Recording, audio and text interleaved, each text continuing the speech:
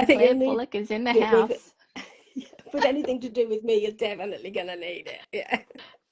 I'm so pleased you're here. Thank you for coming on to Sew Organized Style podcast live. Yes. Yeah, it's a bit something a bit different for me, I have to say. I think the good thing is that we've done a lot of planning behind the scenes so that you feel comfortable to be able to tell your story.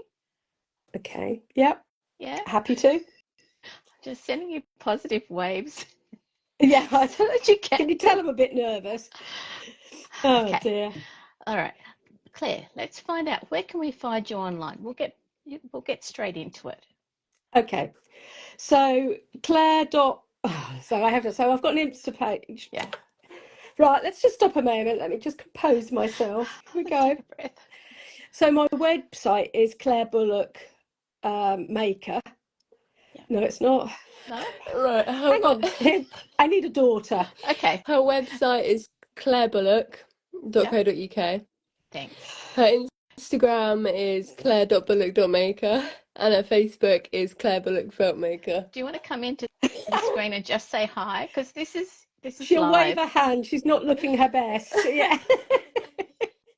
We've all got terrible colds. Fine. I'm so sorry Right. that you're not well. I'm ready. Okay. So if you can answer it, or if your assistant can answer it, Yep. um, textiles and how you use them, are they a reflection of what you do?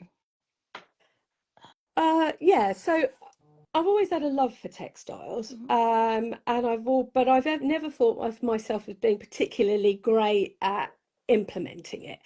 So for me, it was like when I was at school, I did art. Oh well, I would have liked to have done art, but art and creativity are two different things. So I used to make, because and that's why I say I'm a maker rather than anything else, because actually that's what I would prefer. Yeah. Um, and so textiles has always been that. I love the texture, I love the feel. I used to make my dolls' clothes and dolls' bedding and used to make it all absolutely as perfect as I could get. But I'm one of those people that I tried everything, a bit of this, bit of that, bit of something else, Mm. and they never actually gelled on anything. I can remember my brother saying to me, "Oh, it'll be a one-stop wonder. She won't do any more with that." Oh, But I think it is the actual. And at that time, I couldn't even stitch, so probably not even a button would go on successfully and last more than probably a couple of days before it had dropped off. right. So the idea of my felt making, you didn't need to stitch Mm, anything. mm, Sounds like a result to me, really, mm. at the time. That has changed since then. So yeah, so textiles is really important. I like to get my ideas from other patterns. Most of my work is based on how I feel. I have a very busy home life, and this little bit of time for my felt making and textiles was only ever supposed to be my own Yeah. sanity. It was just something for me, nothing wider than that at all. And then it seemed to got out of hand just a little bit, really. I mean, you hear about felt making when it comes to maybe outerwear, including hats. I mean, Yep, did you go down that path? yep. So I did all the hats, handbags, slippers, and still for me that it was too generic. Mm. So I kind of felt that I needed something that reflected my mood. And it was literally, I've always loved Nuno felting since that was one of the things. So that's the combination of fabric and fibres together. And I had a little bit in my pocket when I was out somewhere. I thought, oh my God, I could stitch into that. In fact, somebody said to me, oh, that looked lovely with a bit of Yeah. stitch. Well, and so I did, and now I can't stop. Um, but I'm not particularly, it's all very much my stitch. Someone says, oh, what is that? And I went, it's a Clare stitch, really. I don't know. Doesn't have doesn't have that name. And the fact that then I can carry those little pieces wherever I am, and I stitch them wherever I am, Yeah. and then I add it to the bigger cloth, which is obviously behind me here. So yeah, it's been a journey, really. So you've just given us just a bit of a peek at the cloth behind you. Should we Yeah, have a closer look? Yeah. you can have a closer look. Okay. This is the first, everyone. Oh, There we go. So this is, I mean, it's huge. So yep. Molly's going to try and, yeah, I can it see. goes Yep. on Yep. from all directions, really. Oh, she's giving you a bit of a, yeah.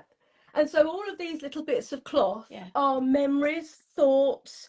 They can be happy, some of them can be sad, some of them are, and I stitch them in.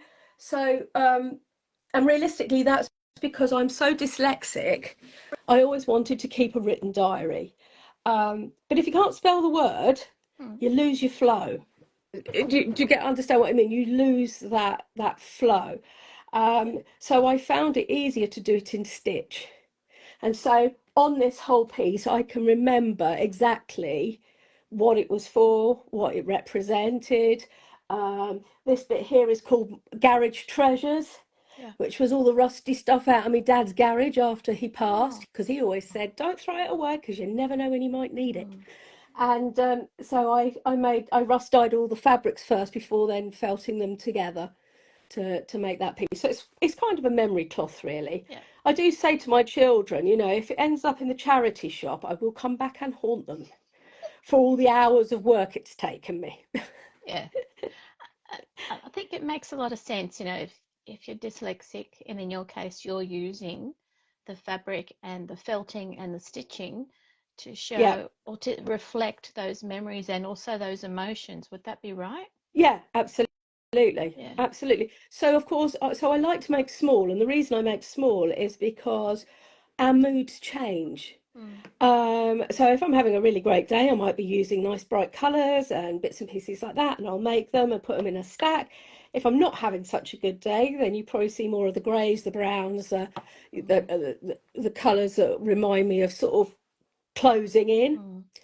And of course then I stitch those appropriately. So if I'm going out for the day and you know it's a great day, then I've put something colourful in my pocket and I can stitch on the bus, stitch on the, you know, at the doctor's, mainly at the hospital to be fair, but anywhere else realistically. And then I add it into the piece of cloth that it's relevant to. Okay. So, and then it builds out. And I think it was when my mum died in 2020, it suddenly dawned on me that actually these were all little pieces still piled. I'd started to put some together, but then I thought, crumbs, if anything happens to me, this lot, the kids are just going to go, what are we going to do with this? And so I thought I needed to join it together.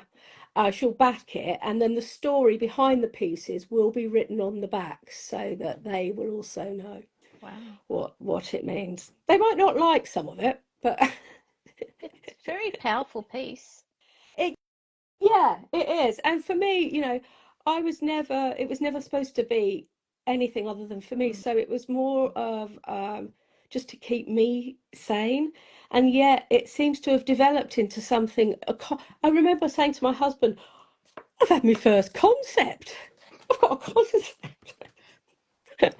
And so, yeah, that's kind of where it starts from. So that's my main love. Um, and uh, and it's beautiful to work with. So if you've never worked with felt before, it is absolutely lovely to stitch into, because now, as I say, I can't stop that. And the fact that you can make most beautiful things out of it. So, you know, you're not restricted in any way. You're only restricted by your own imagination, realistically. Yeah, yeah. So, So, in case people have just dropped, come in, this is Clare Bullock. She's one of the textile artists. Just calling you an artist yeah, well, that's at okay. make, Yeah, I'll just skip at, past that. uh, even though you're a maker, Yeah, you're one of the textile art tutors at the yes, Makings and Online Retreat. And next week, from the 18th to the 22nd, yeah, it'll be the freebies for people who um, will take advantage of the fact that they've got this 24-hour period every day yeah, to be creative and learn rather than buying a VIP yeah. pass. And I think that part of the Makings and I Online think it's Retreat is, wonderful. yeah, it's really Because good. it's you know, it lets people who may not be able to access it otherwise Yes. to access it, and that's really important to me. You know, I was one of those people that never could quite afford to do the course, or you know, so it's nice to have something that actually you don't feel it's out of your grasp, which is what I felt when I was at school doing art, well, wanting to do art, but never got the Mm, chance. mm. So your session, can you talk us through what it is that we'll be looking forward to? Yeah, Yeah, absolutely. So I have my props. lovely. Right, here we go. So the first thing is we're going to make a piece of felt. And the video will talk you through how to make a piece of nice felt. Don't rush it. Don't roll, you know, I don't do any rolling. I just use my hands to rub it gently. But the key is to get a nice piece of felt that's even and properly felted. So I then decided that for ease, that we would do sort of some basic little felt pieces. So I will talk you through how to make the felt. Yep. And then once it's dry and you're happy with it, then you can print onto it. So you can Wow. print any design. I have put a pattern on with it, but you can use any design that you like or something that appeals to you, using a System 3 acrylic, and just literally print it on, leave it to dry. Beautiful thing about an acrylic is that you only actually, because you're only doing one print, Right. you're not needing anything to stay wet, so it dries quite quickly, and then of course you can then work into it. And then the idea above that was then to stitch Ah, over them. yep. So I've made bigger pieces as well. This is one I'm just still working on. So Wow. crumbs, I thought I'd shown you the back then. Oh Yeah. dear. Yeah, so that's a piece, and then this one here was a bigger one, and I put it onto a bag. Yeah. So um, so you can use the felt in many ways. You could, you know, you can put it on a bag, you could put it on a notebook, you could turn it into a brooch. I've done some that were made into little pictures. Mhm. And the beautiful thing about felt making and this particular project is you don't need anything expensive. You could Yeah. probably walk around your house and find the bubble wrap and the, you know, so it's a nice one to get for people to get started. Yeah. And Yeah. that's the other good thing about the sessions that are going to be on is that you don't have to go out and buy any No, materials. You absolutely use, not. yeah, use what's around you. No. You know, I live in the middle of on the outskirts of a small village Yeah. in Bedfordshire. And so actually I like to keep everything close. So I wanted to use all natural products. But I soon found that things like a bamboo blind, you find falls apart after a while, or you get splinters from. Mm. So I had to sort of widen out to be a little bit not quite so eco, but then I never have to replace it. So I've only got it the once, if you see what I mean, Yeah. Yeah. to work it on. Yeah. Yeah. Yeah. Yeah. And you're not contributing to landfill because you're using what you've No, got. Yeah. absolutely. Yeah. Yeah. And using wool, I think, is just such an important, it's such an important material. Mm. And again, it's only a little bit of soap and water and a little bit of gentle rubbing that you can achieve these sort of results. Mm. And so, I often don't care what people make, as long as they make a nice bit of felt. Yeah.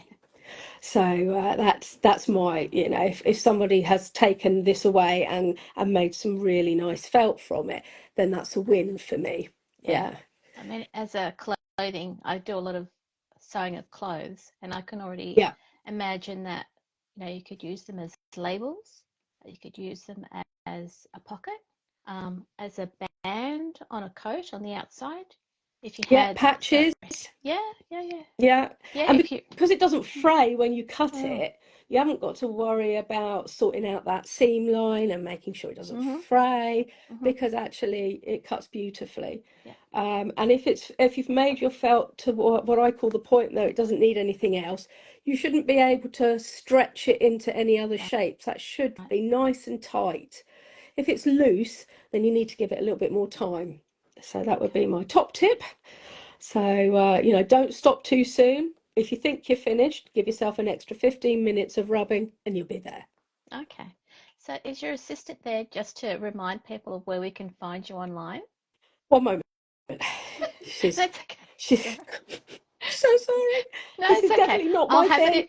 I'll have it in the notes, Yeah, so that people can find you. Yeah. this recording will be on Instagram. Yep. It'll also, Okay. I'll put it onto YouTube as well, so Okay. that people can fast forward if they want and find the bit that they want to listen Yeah. to. No, See, that's absolutely fine. yeah. Yeah. So, right, Molly, Where can we find Clare where Bullock can you online, find just me? before we finish? Her website is clarebullock.co.uk. Her Instagram is claire.bullock.maker, and her Facebook is Clare Bullock Feltmaker. I Brilliant. ought to write that down, really, shouldn't I? It's all right. And keep it with me. No problem. Thank you both so much for being here on Sew Organized Style Podcast Live Thank in the you. Making Yeah. Zen online retreat. Yeah, I'm going to go and have a nice cup of tea now, I think. And thanks everyone for joining us. Bye. Yeah, thank you. Bye all.